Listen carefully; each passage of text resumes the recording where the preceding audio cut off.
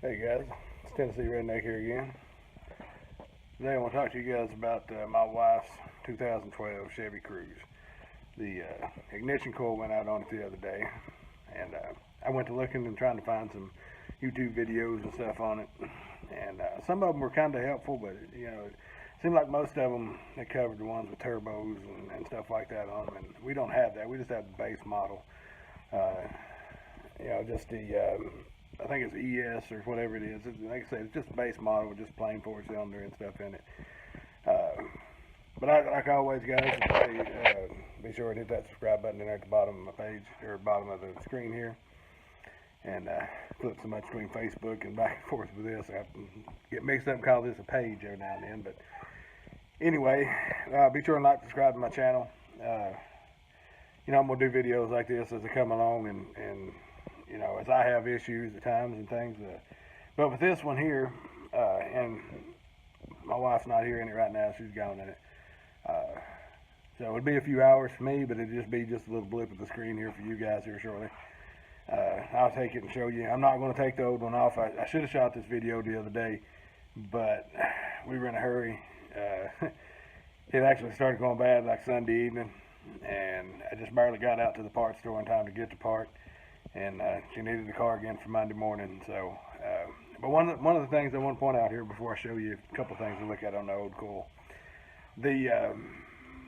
one of the things that everybody I noticed kept saying, when I was researching it, was that they were having trouble with stability-track is what it kept saying, and ours did that too. And the loss of power, which it automatically does that, your car does. I mean, if it's missing, especially something that doesn't have a whole lot of power anyway, like this little Cruze doesn't, when it has a cylinder go down, you're running on 3 cylinders, that you don't have a whole lot of power. So that's about what happened with this. But most people I saw said they had trouble with the radio. Now, why the ignition coil would affect the radio, I really don't know. But ours didn't. It did, however, have issue and said come up. Traction control was off, and stability track, it said needs service, is what it said on the information screen there on the dash. But none of that was anything that was wrong. What it was the ignition coil that was bad. So if your car starts missing and it shows this, and it shows this traction control and the stability track and everything, and no power, don't get too worried, because most likely it's probably this ignition coil, especially if yours is like ours, and ours has got right at just probably 102,000 miles on it or something like that. So, just at the right mileage there for stuff to start going bad.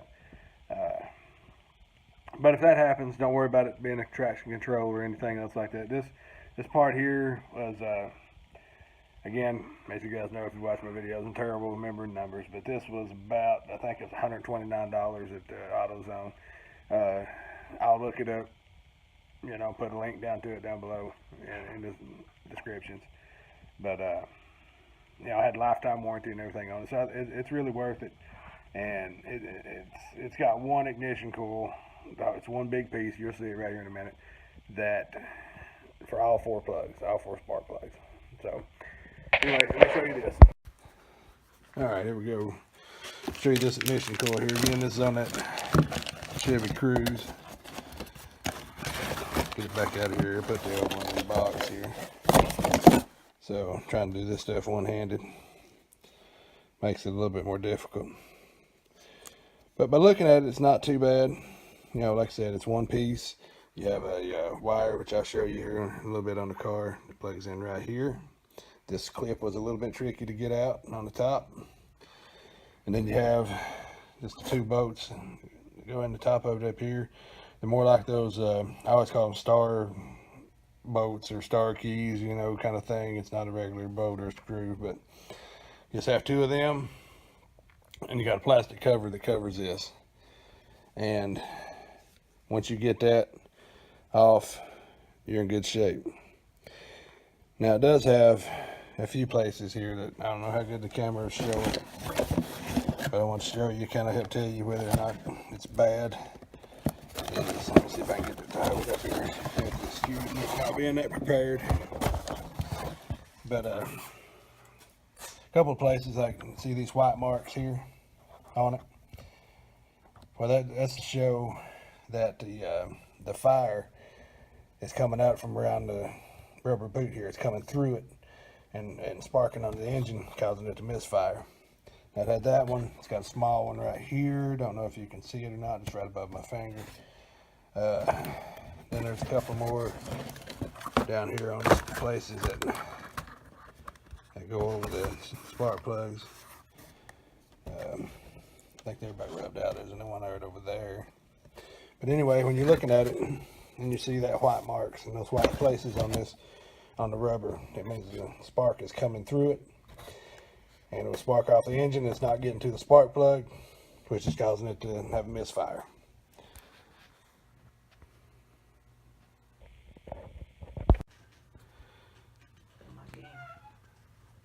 All right, here we are on for the ignition coil here on this Chevy Cruze.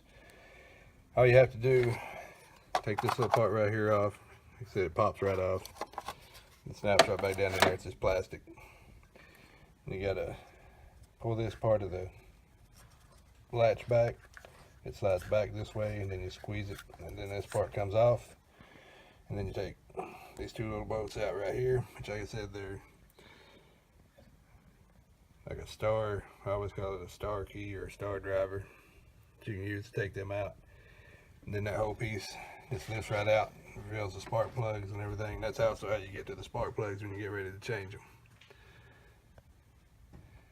But as it's pretty simple, and when that went out, it was showing that the stability track, it was called, light and everything was coming on, traction control and all that stuff. You know, it may freak you out when that happens, but if it's missing and everything at the same time, don't worry about it. It's probably this right here.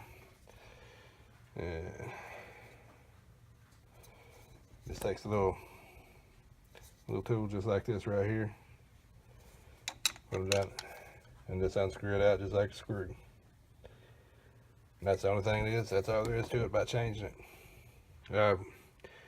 Also, and I can't remember exactly what it's called, but when you go to put it back on around the spark plugs, you ask anybody at the parts store, they'll tell you what it is. It's like a little grease deal that you put around the spark plug so that'll slide off and on real easy.